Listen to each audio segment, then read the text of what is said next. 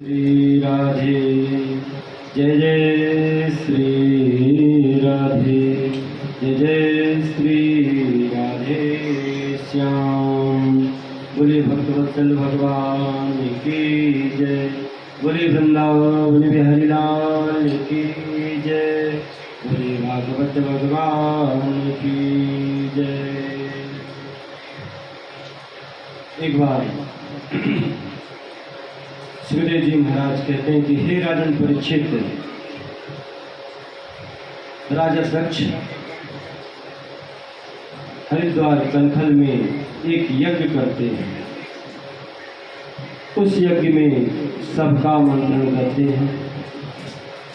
सभी भक्त राजा दक्ष के यज्ञ में आते हैं, लेकिन भोले बाबा को ही नहीं बुलाया जाता। भोले बाबा का निमंत्रण नहीं होता। राजा दक्ष ने यह गीत इसीलिए किया था कि हम सबका निमंत्रण करेंगे, लेकिन भोले बाबा का नहीं करेंगे। सुखदेव जी कहते हैं कि हे राजन परीक्षित, जब यह यज्ञ प्रारंभ हुआ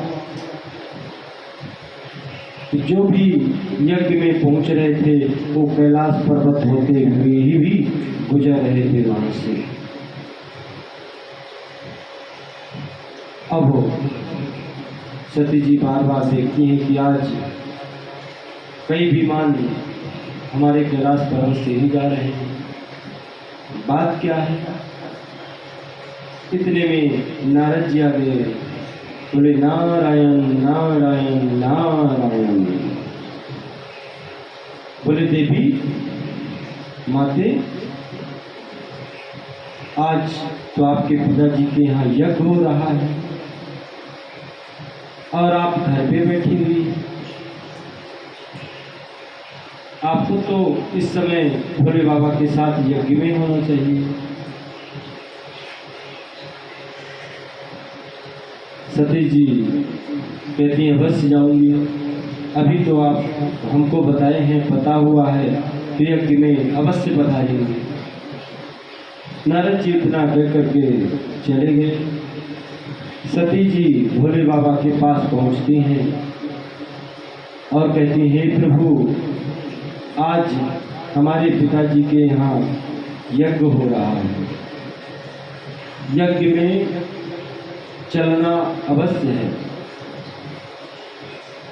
भोले बाबा कहते कि नहीं, आवत ही हर से नहीं, नैन नहीं सने, तुलसी तहाँ न जाइए, चाहे कंचन बरसे। जहाँ पर जाने से हर्ष नहीं होता है वहाँ पे कभी नहीं जाना चाहिए। तो भोले बाबा कहते हैं कि देवी हम तो नहीं जा सकते, लेकिन सती जी कहती है कि हम तो जाएंगे, हमारे पिताजी के यहाँ यज्ञ हो रहा है। भोले बाबा समझाते हैं, लेकिन सती के समझ में नहीं आता। विनाश काले विपरीत बुद्धि। जब विनाश का समय आता है तो बुद्धि भी विपरीत हो जाती है। भांति अनेक शंभु समझावा, भांति अनेक शंभु समझावा, भावी बसना ज्ञान को आवा। सती जी के समझ में नहीं आया। भोले बाबा ने कई प्रकार से समझाया, लेकिन भाभी जो भाग्य में लिखा था तो उसको कौन काट सकता है, वह उनके समझ में नहीं आया। भाभी बसना ज्ञान उड़ावा। सती जी को बार बार भोले बाबा मना कर रहे हैं, लेकिन सती जी मान नहीं रही। तब सती जी चल देती हैं और जैसे ही यज्ञ के पास पहुंचती हैं तो देखती हैं पिता भवन जब गई भवानी, नक्षत्रा से काहू सन्मानी। पिता के भवन जब सती पहुंचती हैं, भवन पहुंचती हैं, तो देखती हैं कि हमारे भोले बाबा का इस यज्ञ में कोई स्थान ही नहीं है। सबका स्थान है, सब कोई अपने अपने आसन पे विराजमान है, लेकिन भोले बाबा का कोई यज्ञ में स्थान ही नहीं है। सती देख करके क्रोध में आती है। जैसे ही अंदर बढ़ती हैं तो सब हास उपहास करने लगते हैं। जिसका कभी यज्ञ में निमंत्रण ना हो, बुलावा ना हो, तो कभी नहीं जाना चाहिए, नहीं वह फिर उपहास का पात्र बन जाता है। सादर भली मिली एक माता, भगनी मिली बहुत मुस्काता। एक माँ का ही चेहरा है, एक माँ ही ऐसी जगत जननी है कि जो हमेशा अपने बच्चों से हंस करके मिलती है, कितना भी दुख हो लेकिन हमेशा हंसती रहती है, बच्चों को महसूस भी नहीं होने देती। लेकिन भगनी मिलिया बहुत मुस्काता, भगनी यानी बहन हंसती हुई मिल रही है। देखो देखो, इसका निमंत्रण भी नहीं है, बुलावा भी नहीं है, तो भैया आ गई। वो भी यज्ञ में आई, देखिए इसके पति का भी स्थान नहीं है। तब सती जी को क्रोध आता है। सती जाय देखूं तब जागा, सती जाय देखूं तब जागा, कतहु न देख शंभु कर भागा।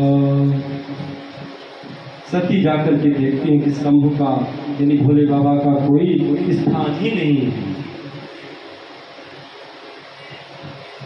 और क्रोध में आई।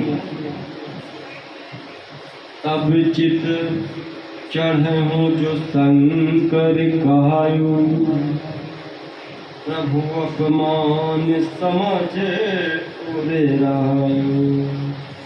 तुरंत सती जी समझ जाती कि हो ना हो हमारे भोले बाबा का अपमान है, अपमान हो रहा है। यह हम कैसे जाकर के बताएंगे कि सबका स्थान है, सबको स्थान दिया गया है, सब अपने अपने स्थान पे बैठे हैं, लेकिन हे प्रभु आपका ही स्थान नहीं।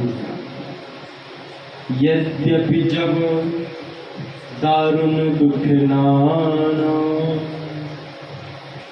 सबते कठिन जाते अपमान।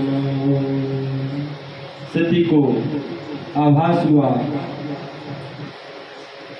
कि यहाँ हमारा उपहास है, हमारे पति का कोई सम्मान ही नहीं है।